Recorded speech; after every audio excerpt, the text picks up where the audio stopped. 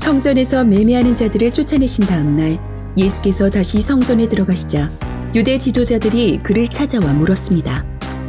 무슨 권세로 이런 일을 하느냐? 누가 이런 일할 권세를 주었느냐? 그들은 자신들이 누리고 있는 세상의 알량한 권세에 취해 주님에게서 마땅히 발견했어야 할 하나님의 권세를 무시하고 있었습니다. 그들은 예수로부터 하나님으로부터 온 권세에 의한 것이다 라는 말이 나오기를 기대하고 있었고 그 즉시 그를 고소할 계략이었습니다. 하지만 그들의 마음을 꿰뚫고 있던 주님은 도리어 그들에게 질문하셨습니다. 나도 한 말을 너희에게 물으리니 대답하라. 그리하면 나도 무슨 권세로 이런 일을 하는지 이르리라. 요한의 침례가 하늘로서냐 사람에게로서냐? 이 절묘한 질문에 유대 지도자들은 매우 난처해졌습니다. 요한의 권세를 하늘에서 온 것이라 한다면 일찍이 그를 거부한 자신들은 하늘에서 온 권세를 무시한 자들로 드러나게 될 것입니다. 그렇다고 사람에게서 났다고 말할 수도 없습니다. 요한을 참 선지자로 여기고 있는 백성들이 두려웠기 때문입니다. 하나님은 무시하면서도 사람은 두려워하는 그들이 내놓을 수 있는 유일한 답은 우리는 모른다였습니다. 이에 예수께서 말씀하셨습니다.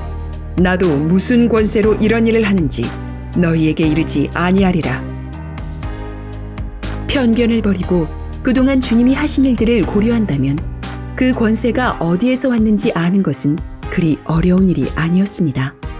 그러나 유대 지도자들의 관심은 하나님의 권세가 아닌 자신들의 권세를 지키는 데 있었습니다. 별 볼 일 없는 자가 자신들의 권세를 위태롭게 한다고 생각했던 그들은 예수를 무시하는 쪽을 선택했습니다. 하나님의 권세를 가진 자를 그들이 이처럼 무시할 수 있었던 것은 예수께서 아직 자신의 권세를 모두 드러내지 않으셨기 때문입니다. 주님에게는 두 가지 권세가 있습니다. 하나는 구원의 권세요, 다른 하나는 심판의 권세입니다. 그중 지금까지 세상에 나타난 것은 구원의 권세뿐인데 이는 죄인을 구원하시려는 하나님의 뜻으로 말미암은 독특한 상황입니다. 만일 예수께서 이 땅에 계실 때 심판의 권세까지 모두 드러내셨다면 유대 지도자들은 자신들에게 임할 형벌을 피하려고 일찌감치 주님 앞에 무릎을 꿇었을 것입니다. 그러나 주님은 진실한 마음으로 회개하는 자들, 주님의 은혜에 감사하는 자들, 어떤 상황에서도 주님을 사랑하는 자들과 함께하기를 원하십니다. 이것이 주님이 지금도 심판의 권세를 숨기고 오직 구원의 권세만 나타내시는 이유입니다. 주님은 교회를 사용하십니다. 그리고 자신의 종을 세워 교회를 이끄십니다.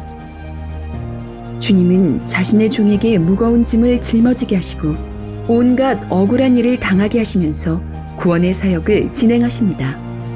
이런 과정에서 일찍이 유대 지도자들이 그랬듯 지금도 심판의 권세가 눈에 보이지 않는다는 이유로 구원의 권세를 무시하고 구원의 사역을 회방하는 일들이 여전히 교회 안에서 벌어지고 있습니다.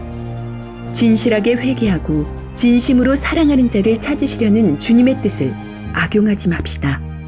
복음은 장차 임할 무서운 심판을 전제로 합니다. 주님이 구원의 권세를 나타내실 때 이를 무시한다면 장차 주님이 심판의 권세를 나타내실 때 비로소 그 두려운 실상을 직면하게 될 것입니다. 지금도 심판의 권세를 숨기시고 견디시는 주님의 마음을 헤아립시다. 구원의 권세가 힘을 발휘하는 교회를 만들기 위해 마음을 모읍시다.